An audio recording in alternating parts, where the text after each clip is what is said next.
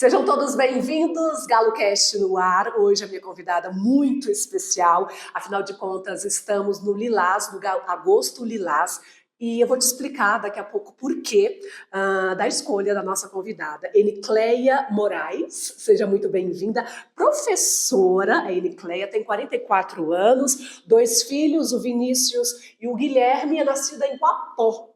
É isso? É isso mesmo. Tudo bem, Gisele? Prazer em tê-la aqui com a gente.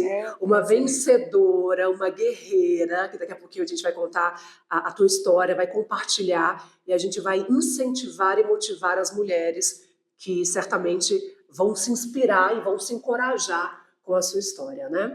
Assim como alguém um dia me inspirou e me encorajou, né? Espero hoje dar essa contribuição. É um prazer estar com você aqui. A gente que agradece. Professora de português há quantos anos? 25 anos. Que delícia! Sou professora concursada, né, da rede pública estadual aqui do nosso estado de Goiás, há 25 anos, e não me vejo fazendo outra coisa que não for a educação. Né? A educação transforma, né, Cleia? E eu falo que isso está no meu sangue desde criança. Minhas principais brincadeiras era eu dar aula para minhas bonecas. Só que a gente era assim, a nossa casa era aqueles muros de placa, né? Não sei se você lembra, se você tem conhecimento disso, não era de tijolo, eles eram umas placas, né? E aí a minha mãe fazia, que gás naquela época era luxo, na época que eu tinha meus 5 anos de idade, e eu ia alfabetizar minhas bonecas no muro com carvão. Eu ia escrever com carvão. Então, isso com quantos anos? Eu tinha 5 anos. 5 anos. Nem sabia escrever. As garatujas que eu fazia na escola, eu queria ensinar para minhas bonecas. Né? Então, eu acho que desde criança eu me vi nessa missão, que é educar. Quantos irmãos? 2 irmãos. 2 irmãos. Sou a caçula, só eu de mulher. Algum educador na família? Somente a Enicleia.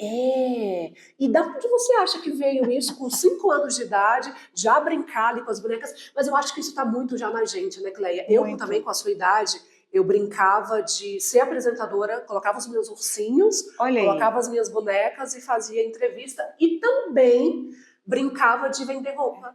Olha que engraçado. Eu acho que, então, assim, a gente tem essa questão que as pessoas dizem do dom, não é? Eu acho que a gente tem algum dom que nos induz para certas habilidades e competências que a gente já nasce com elas. Mas geralmente é mais comum quando a gente tem, por exemplo, você tem um educador em casa, eu tenho um pai, uma mãe ou alguém próximo que seja jornalista, e você disse que não tem, eu também não.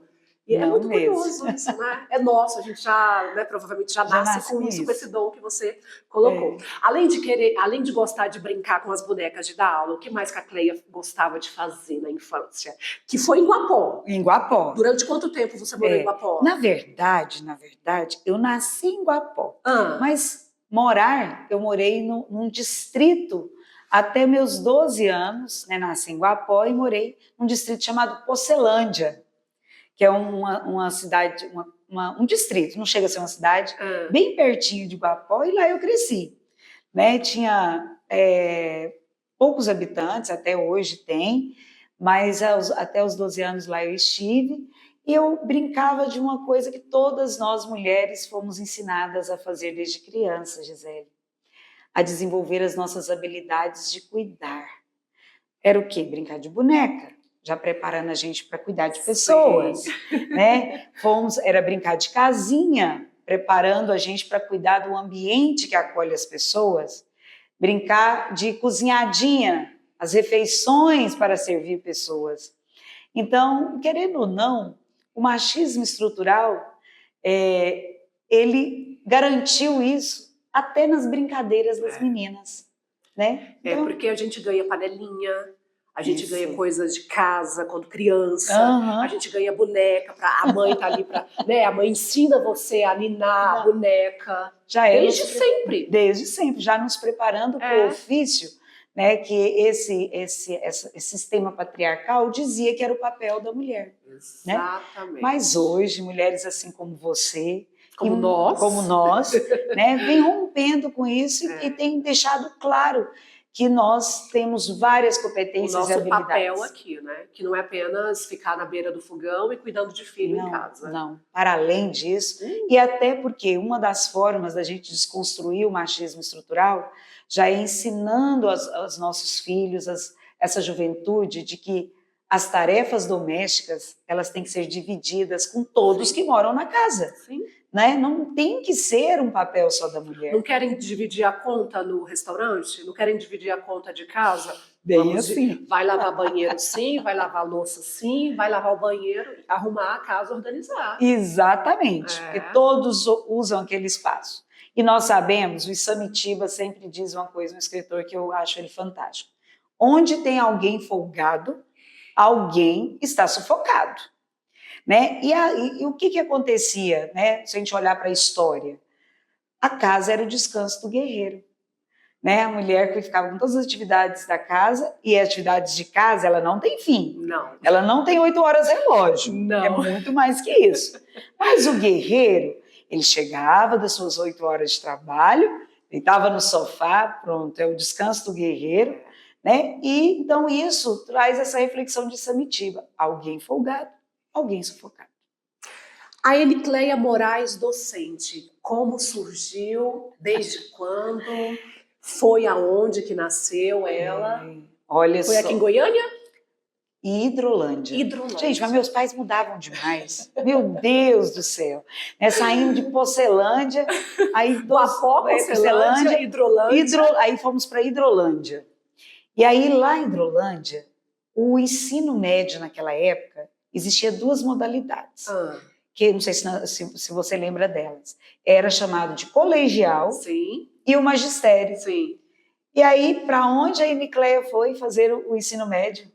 Magistério, que já me preparava para ser professora, mesmo tendo só o ensino médio. E aí a gente terminava como técnico em magistério e fiz os 3 anos lá em Hidrolândia, terminei com 18 anos e logo fui dar aulas nas escolas privadas da cidade, então, ou seja, as melhores alunas. Então, logo já tinha oportunidade de se tornarem alfabetizadoras nessas escolas referências. Mas você sempre se destacou na sala de aula? Sempre. Sempre as melhores notas? E isso não só no magistério. Toda a vida, eu acho que, assim como você, Gisele, acho que a gente destacava por essa facilidade de comunicação que a gente tem. Eu era muito expulsa da sala de aula, porque eu conversava muito. Aí, tá vendo, gente? A escola não estava preparada para lidar com essa habilidade sua. Não. O problema não era você. Eu falava demais, queria conversar demais, eu sempre era expulsa da sala. Eu falo isso. Quando um aluno, às vezes, ele tem que ir para a coordenação, eles, né? Eu vivia na coordenação por esse motivo, não pelas notas baixas, mas porque a Gisele falava demais. Porque eu falo que quando isso acontece, o problema não é aluno, é a escola que não está preparada, viu, para lidar com o potencial desse estudante, né? Então, toda a vida eu fui muito, assim, da comunicação, né? De ter boas relações com os colegas, de liderar, né? Grêmio estudantil. Estava sempre à frente. Sempre à frente. Então... E os teus pais, desde sempre, perceberam essa Cleia aí, com essa vontade de comunicar, de escrever, de dar aula? Toda a vida me incentivaram. Meus pais têm pouco estudo, mas eles têm orgulho, né? É porque, para as pessoas antigas, o professor é o mestre. Hoje é que, às vezes, a inversão dos valores mudou um pouco, né? Mas, assim, poxa, minha filha estudou para ser mestre. Sim. Hoje não, para eu ser mestre, eu sou mestra hoje, mas eu tive que fazer um mestrado. Mas naquela época, né, na cabeça deles, eu tenho uma filha professora. Então, eles me incentivavam muito, me encorajavam muito, e eu sei que eles têm orgulho de mim. Você continua dando aula hoje ou não mais? Hoje eu não estou no momento dando aula. Por quê? Aí, por essa facilidade que a gente tem de estudar, de aprimorar, de aceitar desafios, né? Aí, era professora, aí com 18 para 19 anos fiz o concurso público do Estado, passei, foi o último concurso que teve só com magistério, e depois disso era só concurso superior, né? E comecei a dar aula na escola pública, deixei a escola privada e fui dar aula na escola pública. E E aí, me dediquei muito. Aí, em seguida, já fui convidada para ser coordenadora pedagógica. Aí, depois, a comunidade decidiu que eu deveria colocar meu nome à disposição para eleição de diretor escolar, porque para a escolha de diretor é uma eleição na comunidade escolar. Né? Fui eleita e reeleita. Ah, isso é bom eu contar. Isso eu já estava em Goiânia, viu, Gisele? Já não estava mais em Hidrolândia. Estava no Jardim Guanabara, né? As pessoas que estão nos assistindo aí, que são moradores do Jardim Guanabara, né? Então, eu fui diretora de um colégio que carinhosamente, até hoje, a gente chama de Colégio Azul. Fui diretora eleita e reeleita. Né? Isso foi de 2014 a 2009 a 2015. Né? E depois depois disso fui convidada para ser tutora pedagógica aqui nas escolas de Goiânia e posteriormente fui convidada para ser coordenadora regional de educação das escolas públicas estaduais do município de Goiânia. Que maravilha! Né? Nesse momento eu me encontro de licença, né? Há já 4 meses para um novo projeto que a gente, né, tá planejando aí, mas sempre eu percebo, Gisele, que a minha vida, eu não fico muito tempo em uma zona. Está sempre buscando ali desafios. Então eu acho que a gente vai crescendo, né, intelectualmente, emocionalmente, Sim. E as pessoas começam a ver na gente um potencial de assumir um novo desafio. Né? Então, e gosto disso. Que bom, né? Me sinto confortável com isso. Lecionar hoje, ser professora hoje é desafiador. Muito. Muito. Por quê? Porque hoje não existe mais aquele respeito, né, Cleia? Antigamente, pelo menos na minha época, a gente tinha um respeito pelo professor. O professor entrava em sala de aula, todo mundo ficava quieto. Para ir ao banheiro, tinha que pedir permissão, com licença, posso ir? Hoje... Quando o professor vê, já está lá no banheiro, voltando no banheiro, né? Mas assim, eu acho que o maior desafio hoje, eu acho que essas coisas que a gente chama de socioemocional, né, eu acho que elas são mais fáceis de ser contornadas. Olhando para mim, Nicléia, porque eu tenho essa facilidade. Sim. Mas eu acho que o maior desafio hoje é que o mundo evoluiu, né? Hoje o nosso estudante tem o mundo na palma da mão e a escola, ela ainda se encontra no século XVIII, XIX. Precisaria se enquadrar, ter uma transformação para se encaixar? É isso que eu compreendo. Porque o que acontece? Nós, hoje, quando a gente vai assistir uma palestra, gente, essa palestra tem que ser muito atrativa para você prestar atenção e não pegar o seu celular, começar a olhar aqui, viajar pelo mundo através das redes sociais, né? Agora você imagina, todo dia na escola, todo dia, 200 dias letivos. E ainda, por mais que ainda hoje a gente já existe uma tecnologia, né, de ter mais metodologias ativas, que a gente chama, ainda é um quadro, uma carteira, que o aluno passa passa ali metade do seu dia, né? E eu acho que a gente tem que avançar um pouco mais. E o que é que eu digo? Eu tenho 25 anos de educação. Para nós, que somos dessa geração para trás aí, a gente tem um pouco de dificuldade até com essas metodologias ativas. Sim. Então, isso tem que ser mais naturalizado no nosso universo. Mas você acha que daqui a um futuro não tão longo, a sala de aula vai ser extinta? Não vejo essa possibilidade, não. Eu vejo que a gente vai evoluir. Não tanto quanto evolui tanta coisa hoje, né? A gente troca de um iPhone por ano, tanto que a evolução tecnológica é grande. A gente nem terminou de pagar, já lançou outro, né? Então eu acho que a escola não vai conseguir acompanhar isso. É a mesma coisa no jornalismo. Diziam que o rádio ia acabar. Não vai, gente. Não vai, né? O que acontece? Está aprimorando, acho que o tipo de programação para não perder a sua forma atrativa de ser. Mas que coisa mais gostosa Você está no carro, ou você está lá cozinhando e o radinho ligado. As minhas amigas entram no carro, ai, coloca o pendrive aí, gente, eu gosto do rádio. Também. Ai, mas você é um rádio. Que pendrive nada, vamos ouvir o rádio. Isso mesmo. Mas assim, já evoluímos. Hoje a gente tem lousa digital, que é mais interativa, né? Sim. Hoje a gente já tem, mesmo na rede pública estadual, nós tentamos administrar o recurso público fazendo esses avanços. Enquanto estrutura, eu acho que a gente já até avançou bastante.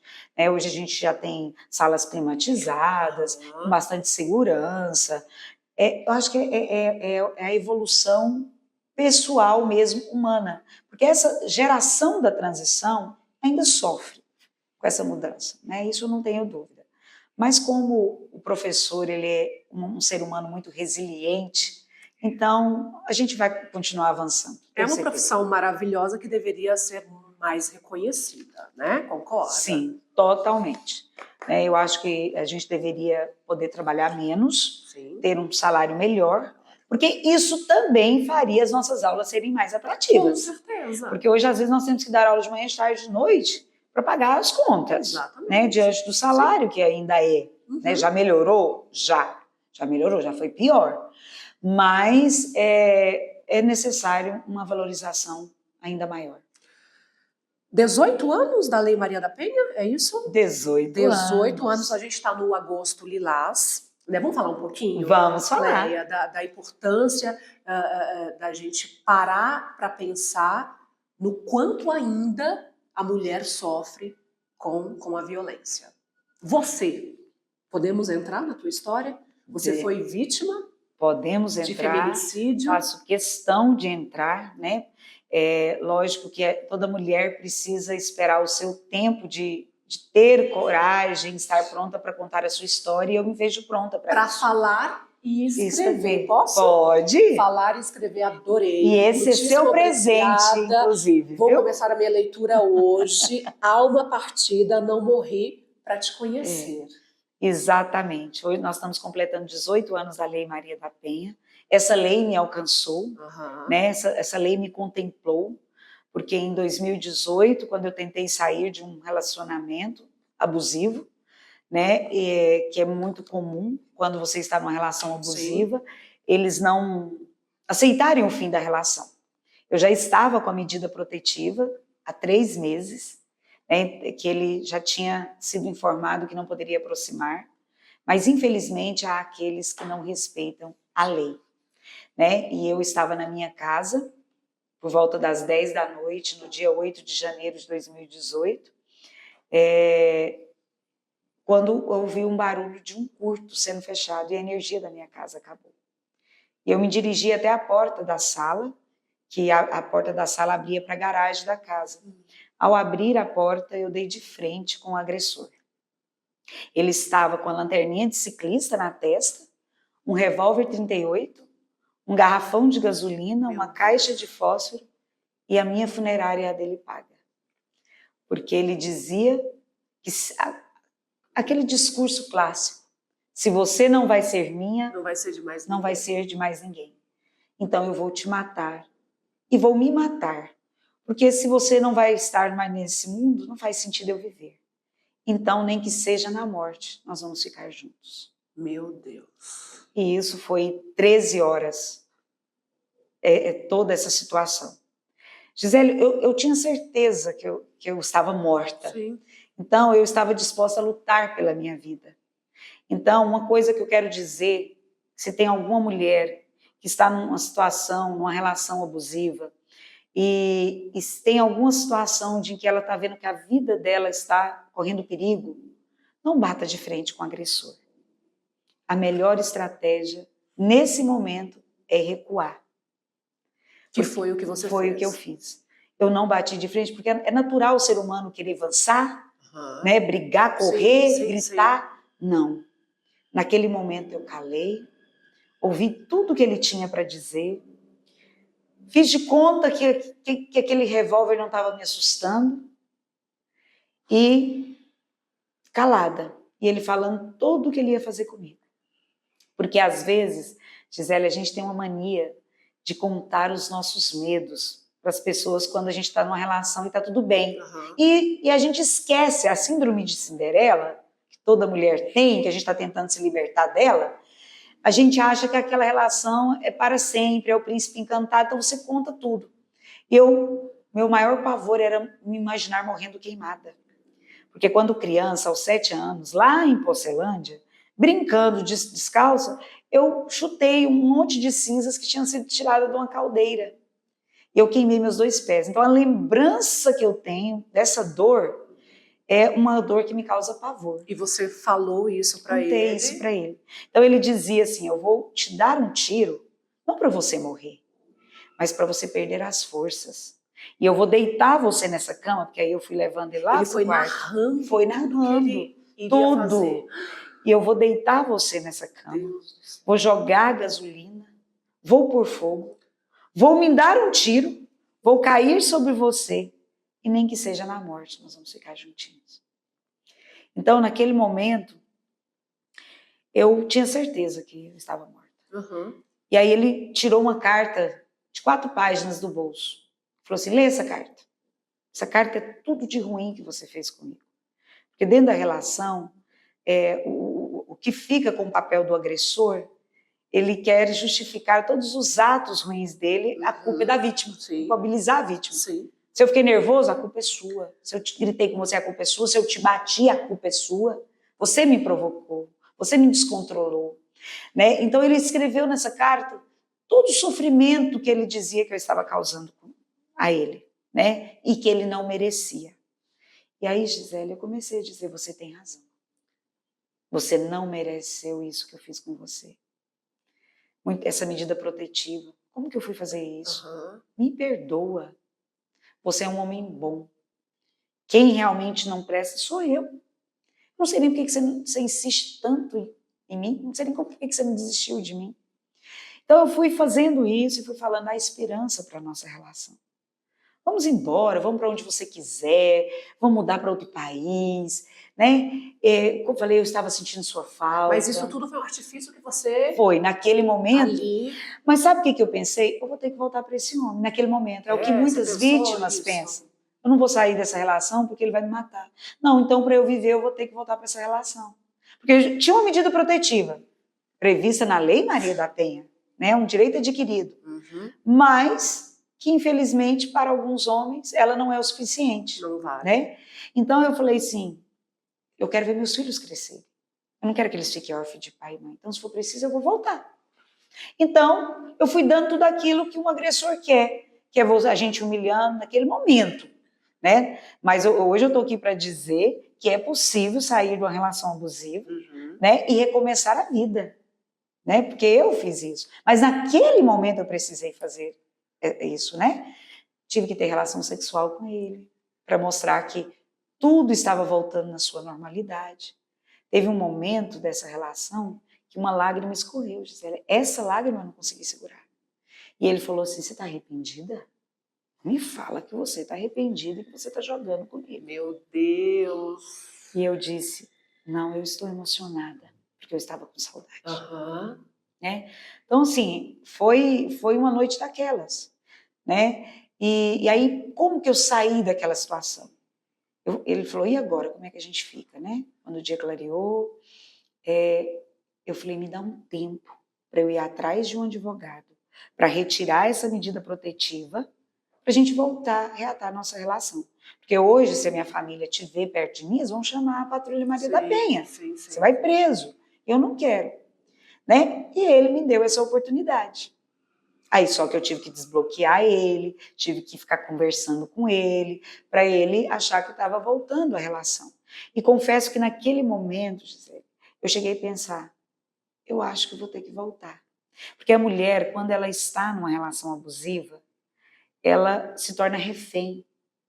Com algema ou sem algema, com 38 na cabeça ou sem 38. Você não se vê sendo maior e mais forte do que aquela E a relação abusiva, Cleia, ela começou no casamento, depois de quanto tempo? Uma excelente pergunta.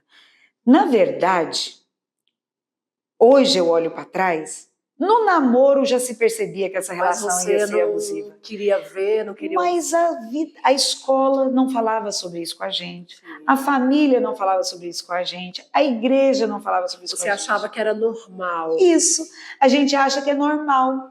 né? Controlar suas amizades, porque gosta sim, demais de você. Sim, tá né? tendo ciúmes porque ele me ama. Me ama, né? Controlar o seu estilo de vestir, né? Então você naturaliza, você acha que aquilo é natural. Sim. A gente confunde abuso com cuidado. Né? E é uma linha muito tênue. Quando a mulher ela tá apaixonada, ela acaba, né? Sim.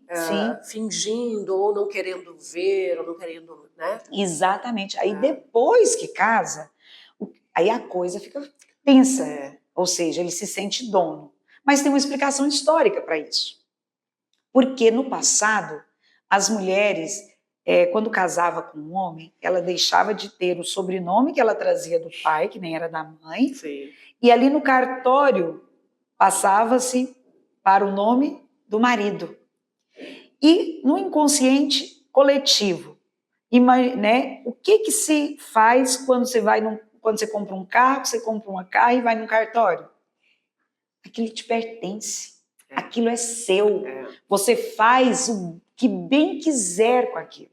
Então, de forma inconsciente, isso acontecia com a mulher. Quando ela casava... Ela é de minha propriedade. De minha propriedade. Inclusive, é tão minha que eu mato. É minha. E não vai ser de mais ninguém. Então, eu mato. Então, a história mostra isso, né? Então, com o casamento, isso piorou. Né? Eu mudei para longe da família, que é outra coisa, eles afastam a gente da família, dos amigos, porque a família e os amigos vão querer te ajudar. Né? Então, foi logo no namoro. Só que essa relação, ela durou ao todo, né, 4 anos.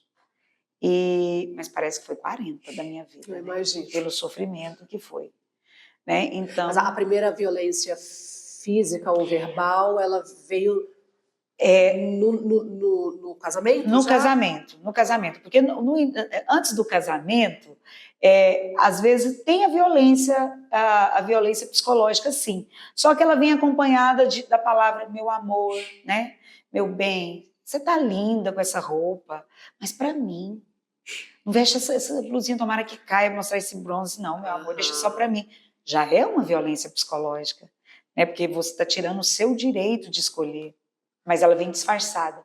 Aí quando você casa, não. Aí eu sou seu marido, né? Eu que mando, né? Eu que decido.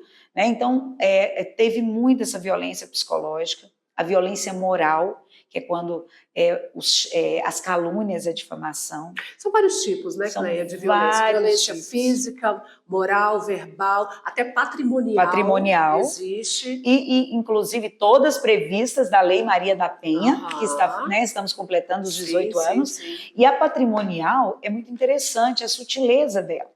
Porque ela pode ter de forma escancarada, mas ela também pode ter de forma sutil. Como escancarada? É quando ele chega em casa quebrando as coisas, né?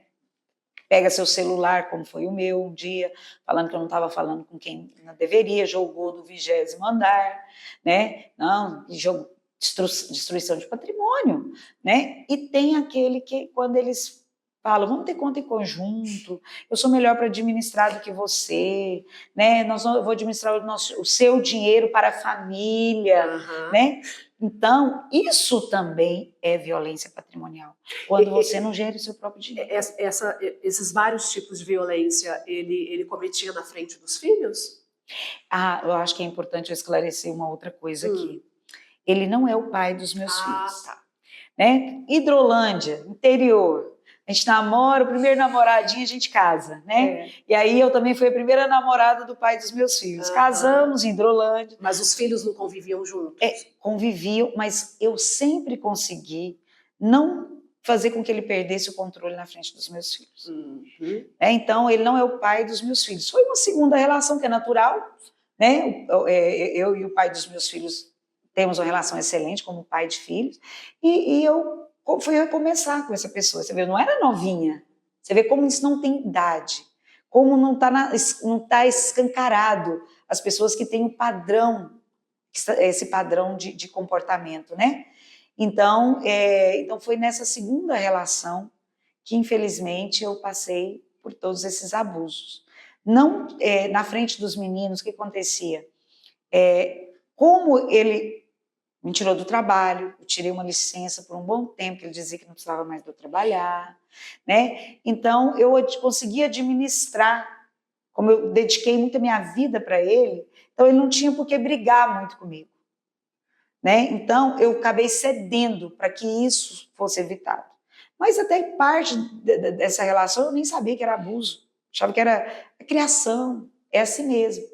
Uma amiga, Gisele, que presenciou algo e que falou, você está numa relação abusiva.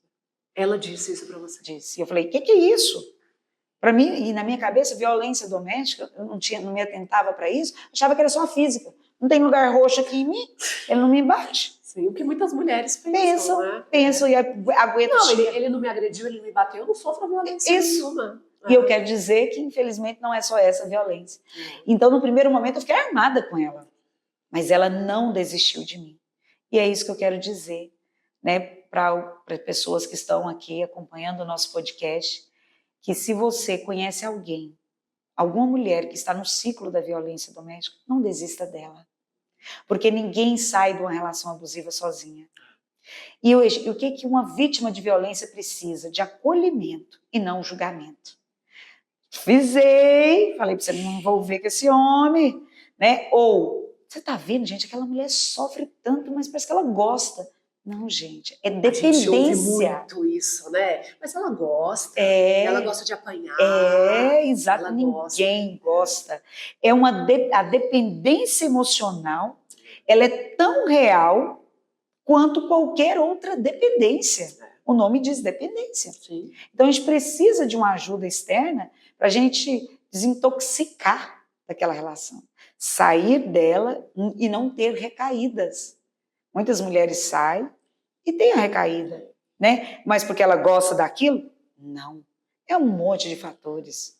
Ô, Cleia, alguns sinais aí, principalmente para as mulheres que estão nos acompanhando, alguns sinais que passam despercebidos, por exemplo, aumentar o tom de voz, tacar o celular, igual foi o que aconteceu com você, não precisa pôr essa roupa, tomara que caia, é só para mim. Então, são alguns indícios? Total. Inclusive, hoje, a gente tem um projeto, né, que eu faço com a juventude nas escolas públicas estaduais, que nasceu, né, pós-superação dessa relação abusiva, que um dos maiores objetivos deles, Gisele, é o trabalho de prevenção com a juventude no namoro para perceber os sinais. Olha que legal. Né, para justamente perceber os sinais, que vários, dentre eles, esses que você citou, né? É o ponto de escuta ativa? O ponto de escuta ativa. É um projeto com voluntárias, várias mulheres voluntárias, de diversas formações profissionais, né? Mas dentro da escola, como voluntárias lá dentro, que faz esse trabalho. A gente leva palestras, rodas de conversa, né? A gente faz reflexão de algumas literaturas que podem trazer essas contribuições, filmes, inclusive, que mostra para essa juventude que está na fase do namoro, olha, você pode estar num namoro abusivo e se você levar isso à frente, o desfecho é sempre trágico. Não muda, a tendência é só piorar. Mas a gente também está trabalhando com os meninos para mostrar para eles que eles também são vítimas do machismo estrutural. E que eles não precisam reproduzir o que o pai fez, o que o irmão fez, o que o avô fez. Que eles é a geração da mudança, que vai romper com esse ciclo. Então a gente faz esse trabalho com as duas frentes hoje. Inclusive tem vários depoimentos, né, e que cada um no seu tempo vai poder contar isso publicamente, que a partir desse trabalho se reconheceu na relação abusiva e conseguiu sair dessas relações. Né? Alunos que já teve vezes que chegavam em mim depois de uma roda de conversa e falavam assim, professora, é verdade que o 180 eu posso fazer uma denúncia anônima? Olha... Pode fazer. Você quer compartilhar o que está acontecendo? Eu posso te ajudar? Não, eu quero denunciar o meu pai. Então, aí você fala, seu pai, a sua mãe sofre violência doméstica? Ele falou assim, minha mãe sofria quando eu era criança, hoje é a minha madrasta. Então eu entendi aqui que meu pai não vai mudar. Então alguém tem que parar ele. Então, aquele adolescente, ele não vai reproduzir. Ele já conseguiu identificar, né, que esse comportamento, ele é um crime, é uma violência contra a mulher, né? Então, diante disso, a gente tem trabalhado essas sutilezas do que pode ser. A gente vai dando vários exemplos dentro, né? Quer administrar seu dinheiro, né? Quer controlar suas amizades, quer acompanhar a sua localização, onde você está, te dizendo que é para sua segurança. Não, gente, por favor, não é verdade. Cada um tem sua privacidade. Né? Não é monitorando você que se você sofrer um sequestro lá, ele vai conseguir fazer alguma coisa por você. Na tua opinião, existe um ex-agressor? É possível ele se redimir? Nossa, e olha que eu sou uma pessoa muito otimista. Mas hoje, olhando para o cenário de como as políticas públicas tratam esse agressor, eu não vejo ex-agressor.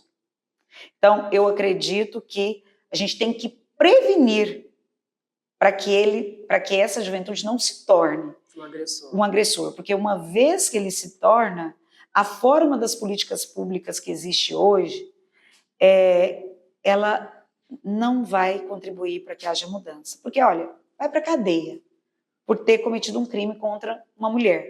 Primeiro, ele nem reconhece que ele é um agressor. Então, ele vai deixar de ser ex-agressor? Não vai. Para ele fez aquilo que a mulher mereceu. Né? Ela apanhou porque ela mereceu, obedeceu. Né? Eu matei ela porque ela mereceu, porque ela tava, porque eles põem na cabeça que a mulher está traindo eles, né? Cria uma paranoia, uma coisa esquisita.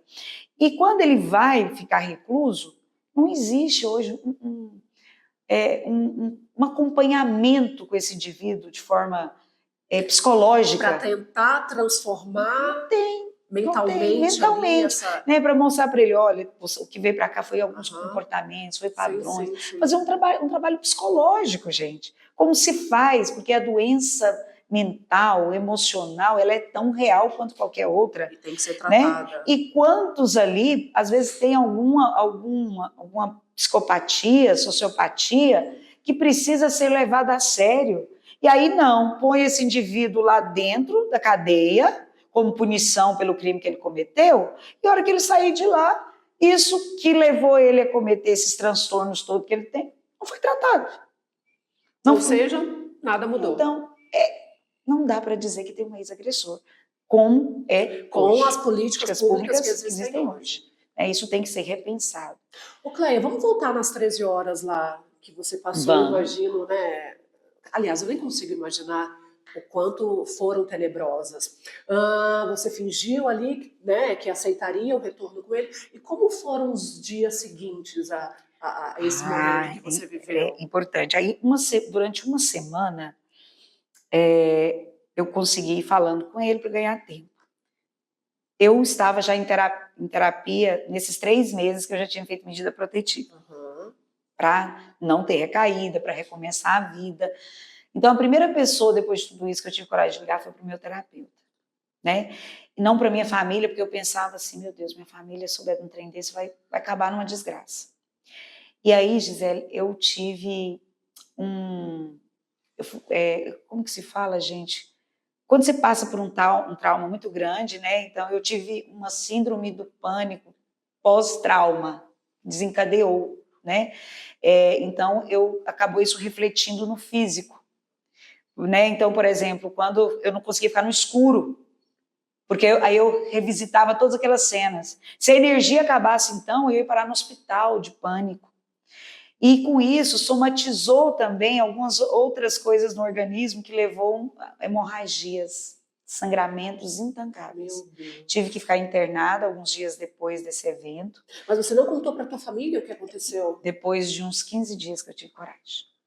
No primeiro Guardou isso momento, pra você? foi eu, meu terapeuta, e depois uma cunhada, que a hora que eu passei mal para ir para o hospital, então eu tive que contar, né? Mas eu falava para ela, eu não quero que você conte para ninguém. Então a gente precisa respeitar essas fases que a vítima vive, né? Ela precisa respeitar esse tempo dela, né? E aí, quando eu estava no hospital, aí que eu estava muito mal, aí sim eu contei para minha família, né? Aí ao contar, Aí vem aquela reação sanguínea, né? Vamos ter que matar, porque ele nunca vai te deixar de seguir. Vem aquela que é a primeira reação.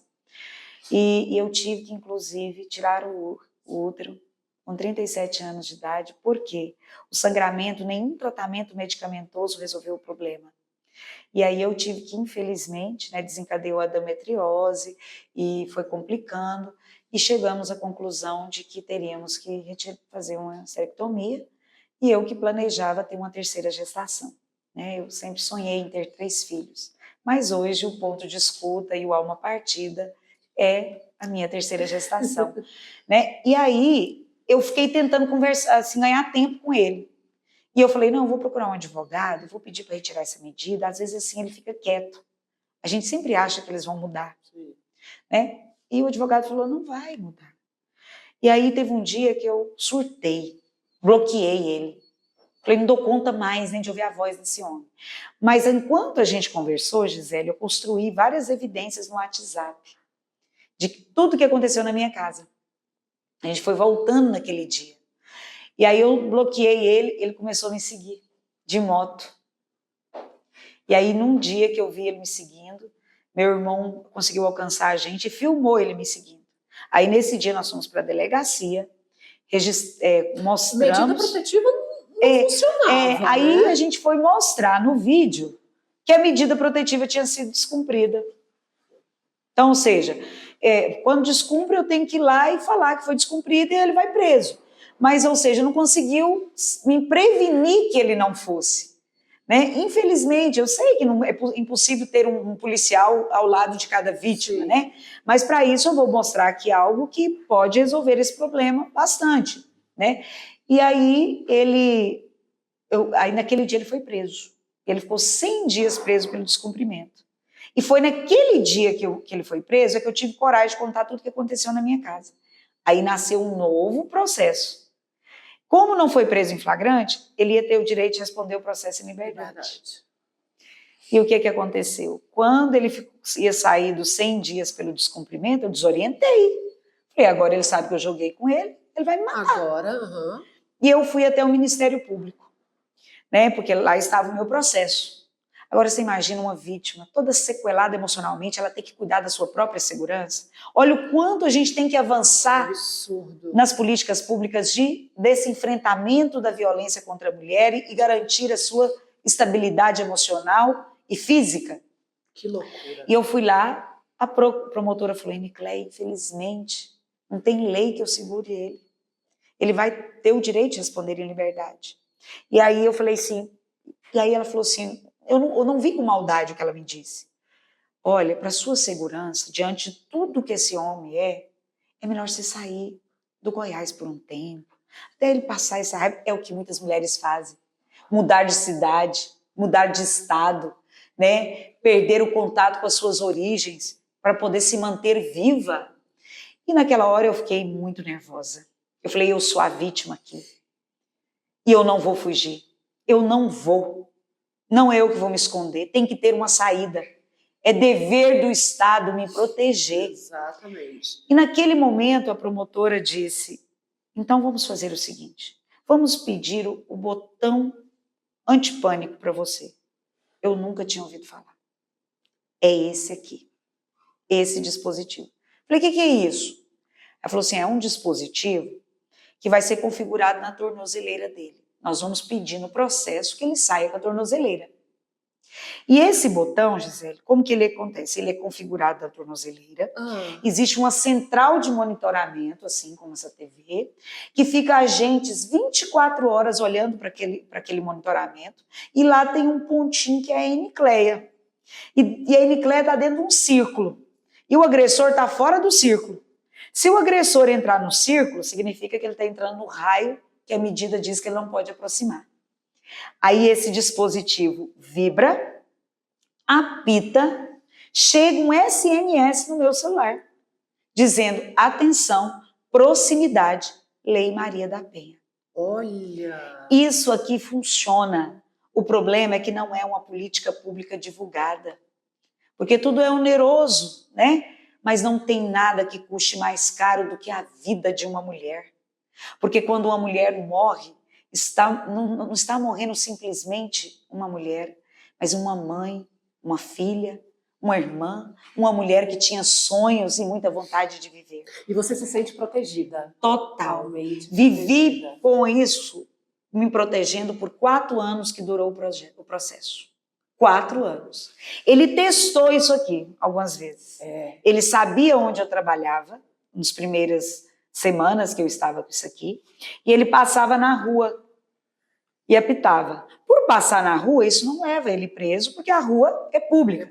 Mas se caso ele permanecesse parado, por exemplo, num local lá perto do meu trabalho, automaticamente a viatura mais próxima vai ao encontro dele. Então, é uma medida que funciona, né? E qualquer mulher que sofra violência doméstica, ela tem direito? Ela tem direito. Tem direito. Se ela sente que a vida dela está ameaçada, ela tem direito. Agora, é aí que nós temos que mudar as coisas. É a forma de ter o direito. Porque, olha só, o correto seria o quê? A mulher vai na delegacia. Sai de lá com a medida protetiva, mas saia de lá também com esse botão. Aí alguém fala assim, mas no dia que ela faz a medida protetiva, o agressor ainda não está com a tornozeleira. Mas o botão também tem um outro botão aqui atrás, que a vítima pode acionar.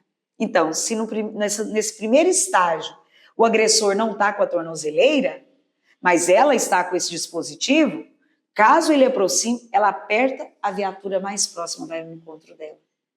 Só que hoje, infelizmente, a vítima vai na delegacia e faz a medida protetiva. Aí tem que esperar o processo dela subir para o judiciário.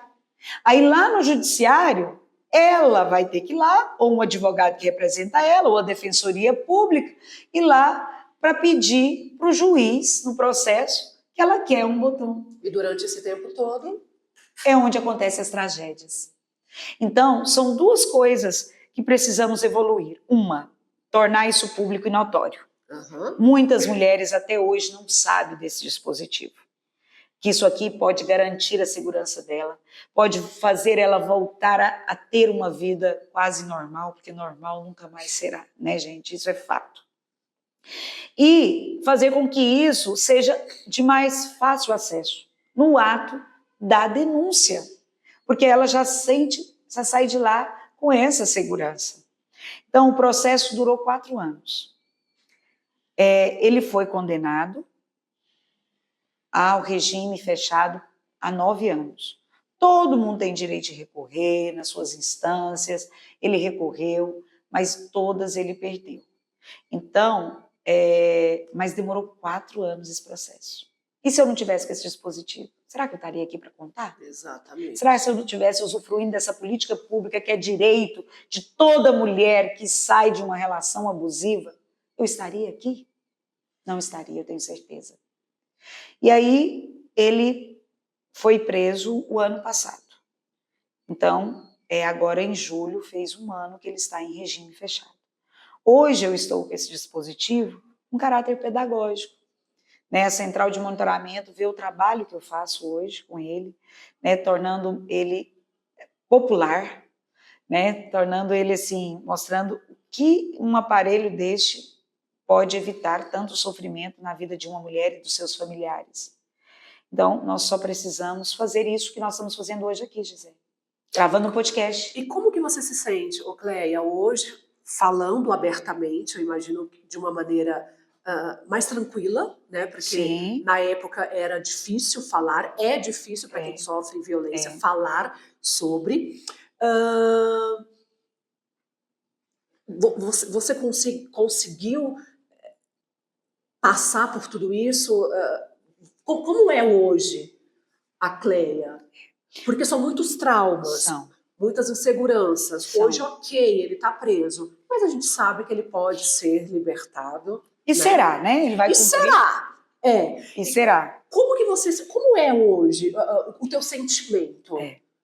Olha, uma coisa muito importante que toda mulher que está em relacionamento abusivo, ela precisa aceitar, é que ela tem que ter um acompanhamento psicológico de um profissional.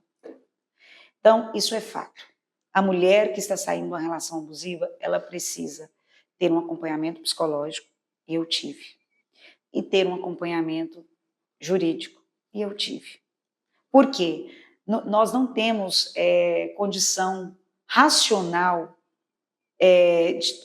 emocional de tomar decisões racionais. Para isso está a figura do direito, né? E o acompanhamento psicológico é para a gente superar aquilo, né, e recomeçar a vida.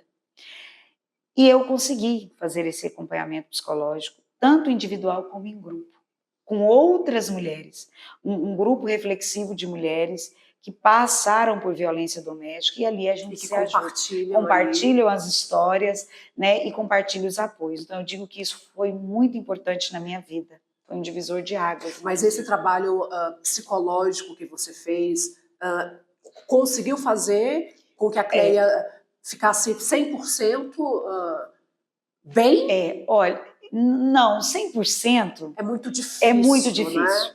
Por quê? Eu pensei, eu preciso, como gratidão por eu ter sobrevivido, eu preciso fazer alguma coisa útil. Então isso também foi uma forma de me ajudar. Sim. Falei, eu não vou me vitimizar. Não vou me entregar ao vitimismo a ponto de falar que eu vou ter que tomar para sempre os tarjas pretas, vermelhas, azuis e verdes, né, da vida. Né? Porque por um período da minha vida eu tive que tomar. Né? Então, gradativamente, a gente foi substituindo isso por outras coisas. E quais as coisas que eu substituí? Peraí, se um dia uma amiga me ajudou, então agora é a minha vez de ajudar outras mulheres. Né? Então eu peguei o meu limão e transformei em uma limonada para servir outras mulheres. Gatilhos sempre existirão. Por isso que eu falo que não é uma recuperação 100%. Então existem alguns contextos que traz um gatilho para você revisitar aquilo. Agora a diferença é que não é dolorosa como foi a época que se vivenciou isso. É um desconforto, não chega ao ponto de de causar uma dor. Mas isso depois de passar por todo o cuidado psicológico, né? E também não se entregar ao vitimismo. E falar, peraí, então eu vou fazer algo. Sim. E aí foi onde eu criei o ponto de escuta, foi onde eu resolvi fazer um mestrado em desenvolvimento regional, justamente para pensar políticas públicas voltadas para o enfrentamento da violência contra a mulher. Né? A minha dissertação foi escrita, pesquisada sobre os dados voltados para Goiânia, que eu moro aqui. Então, eu falei, primeiro a gente começa pela casa da gente. Né? Quais são os dados aqui de Goiânia? Olha, infelizmente, nós somos a 5ª metropolitana, né, assim, considerada das cidades grandes do nosso país, de maior número de feminicídio. E o meu recorte de pesquisa foi entre 2021 a 2022, 2020 a 2022. Cada ano é gradativo o aumento das violências. Então, ou seja, o que está sendo feito não está sendo eficiente. Não está funcionando. Não está funcionando. Então, aí a minha dissertação era olhar para a violência contra a mulher no município de Goiânia. E aí eu fiz um recorte do ponto de escuta ativa como uma ação de prevenção e de acolhimento. Então eu fiz esse recorte para mostrar que precisa reinventar o que está aí. Nós temos a Lei Maria da Penha, que é maravilhosa, e que cada dia ela sofre suas alterações de evolução, né? Mas eu garanto que a Maria da Penha ia preferir se tivesse uma medida que evitasse tudo que ela precisou viver para que hoje outras mulheres se beneficiassem dessa lei. Então, nós precisamos olhar para esses números e não pensar só, vamos prender o cara, vamos aumentar a polícia. Não, eu tenho que pensar medidas para evitar que isso aconteça. E se isso aconteça, o que fazer com esse agressor? Porque ele também é uma vítima do machismo estrutural, do sistema patriarcado, né? Então, tem que ser olhado, não pode ser ignorado.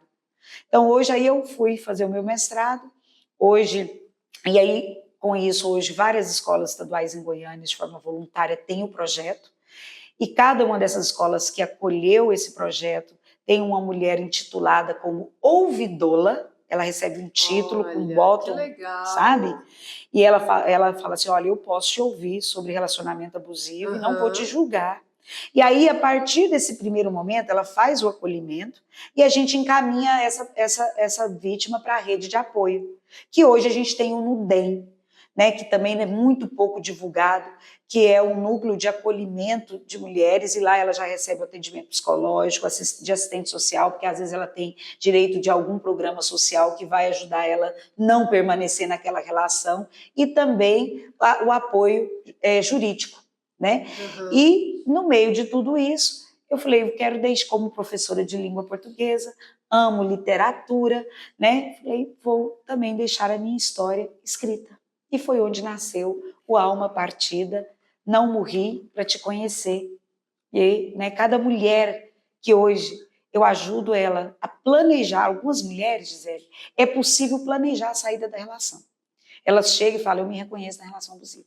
Então, nós vamos planejar para o caso ser menor. Agora, tem caso que está muito crítico, não dá tempo disso. Mas cada mulher que hoje eu tive condições de acolher e ajudar, eu falo, então eu entendi por que eu não morri. Como que a gente consegue adquirir o livro? Olha, esse livro é engraçado. Essa tiragem eu fiz e estou assim presenteando algumas pessoas, né, com ele. Mas nós temos ele também. Está disponível, se eu não me engano, no Mercado Livre. Olha, eu só estou desatenta a essas coisas, mas me chamando no Instagram. Ótimo. Eu mando para qualquer lugar que as pessoas tiverem interesse. Né? Esse primeiro momento a gente conseguiu um parceiro, que eu falei assim, não é fins de comércio. Isso aí é para ser um meio de encorajar outras mulheres. Sem e com dúvida. isso, tive um grupo de mulheres que nos ajudaram, né, financiando aí a tiragem, né, do livro. Então, se tem alguém que está nos assistindo e quer este livro, me chame lá no meu Instagram, no direct. Qual é o Instagram, Cleia? Nicleia Moraes. Pode me chamar lá, nós vamos fazer este livro chegar até as suas mãos. Tá? Então, nesse primeiro momento. E eu quero que daqui 2 anos, não vou contar, não vou dar spoiler aqui, mas eu tenho certeza que daqui 2 anos eu lançarei o Alma Partida, mas com outro dizer aí. Mas eu preciso esperar mais uns 2 anos. É um projeto. É um projeto. Né? Porque vai ser uma nova forma de dizer assim, hoje eu sei que eu não morri para te conhecer, mas depois vai ser assim, poxa, eu entendi que foi para promover grandes mudanças. E eu acredito que as mudanças só acontecem, né, quando a sociedade civil se importa de fato com essas causas. Com certeza. Né? E se precisar de 1 milhão de assinaturas, que ou se muda uma lei através de um representante parlamentar, né, ou 1 milhão de assinaturas. Mas nós vamos lutar para que isso chegue às mãos da mulher na delegacia. Todas têm o direito. Todas têm o direito. Invadindo um pouquinho mais a tua intimidade, a tua privacidade, conseguiu se envolver, ter um novo relacionamento, o coração que estava em pedaços, ele já... Olha, muita gente tem essa curiosidade, né? Sim, quando a mulher está pronta, né, para se envolver, para se entregar, para amar novamente. Olha, tem uma parte boa nisso, porque depois que você passa por isso, né, você faz as suas terapias, você compreende todo esse padrão, quando você pensa em começar a relacionar, aí você vai observar todos os comportamentos para ver se ali não tem sinais de que aquela ótimo, pode ser abusiva. E pode nos evitar, né? Evitar da gente entrar numa outra situação assim. Por quê? Outra coisa importante. Por que da importância do acompanhamento psicológico? Porque para quebrar um padrão, é natural quando uma vítima de violência doméstica sai de uma relação e ela não tem o seu autocuidado, ela pode entrar numa outra relação. Isso, assim, é provado cientificamente, que a gente atrai o mesmo padrão. Sim. Né? Então, eu entendendo isso nas minhas terapias, eu pensei, eu preciso, então, passar por um processo para eu ter certeza que eu não vou atrair o mesmo padrão. Né? Então, eu estou nessa fase aí, né, de ter certeza de que eu vou, ao me relacionar, eu vou saber identificar se ali é o meu lugar, né, de me quer levantar âncora, né, ou não, né? Mas Já posso dizer que já tem uma amizade assim bem mais avançada. Ótimo. No momento. Uma amizade colorida. E está me trazendo, inclusive, tranquilidade, paz. Então, que é isso que todo relacionamento precisa, merece. Exato. Né? Então, e outra para dizer para quem está nos assistindo que é possível recomeçar. Claro. Não quer dizer que vai ser sempre assim e que todos os homens são assim. Não são. Né? A gente não pode generalizar de forma alguma. Adorei, Cleia, te conhecer a tua história, a tua batalha. Obrigada, tá tudo aqui, né? Isso que a gente comentou brevemente. Com certeza no livro você vai ter mais detalhes. Aí né? eu faço assim, muitas reflexões, inclusive, né? Porque eu misturei um pouco a pesquisa do mestrado com a história. Né? Mas no meu Instagram também, no meu canal do YouTube, tem eu contando, né, desse depoimento.